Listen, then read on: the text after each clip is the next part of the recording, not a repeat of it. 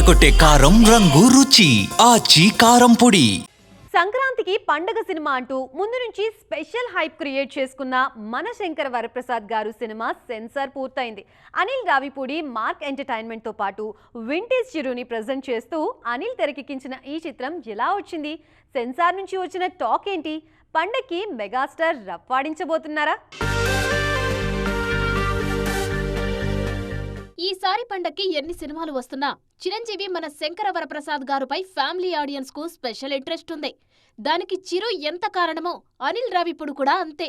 పండక్కి ఆయన సినిమా వచ్చిందంటే చాలు కుటుంబాలు క్యూ కడుతుంటాయి. F2, సరిలేరు నీకెవ్వరు, సంక్రాంతికి వస్తున్నాం తర్వాత 4సారి పండక్కి వస్తున్నారు అనిల్. తాజాగా మన శంకర వరప్రసాద్ గారు సెన్సార్ పూర్తయింది. అక్కడ్నుంచి వచ్చిన టాక్ చూస్తుంటే ఈసారి మెగాస్టార్ అభిమానులకు పండగ ముందే రావడం ఖాయమనిపిస్తుంది.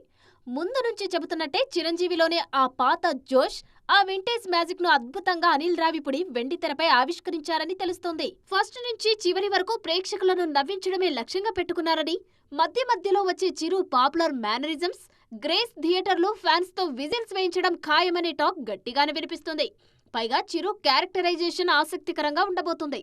ట్రైలర్లో చూపించినట్లే యాక్షన్ మోడ్ తో పాటు ఫ్యామిలీ మ్యాన్ గాను కనిపించబోతున్నారు megastar. First half Anil Ravipudi mark entertainment తో పాటు 9th ఫ్యామిలీ ట్రాక్ ఉంటుందని, సెకండ్ హాఫ్ లో ఓ స్పెషల్ మిషన్ కోసం చిరు రంగంలోకి దిగడంతో కథలో వేగం పెరుగుతుందని తెలుస్తుంది. చివరి 20 నిమిషాలు వెంకితో కలిసి స్క్రీన్ షేక్ చేయబోతున్నారు చిరు.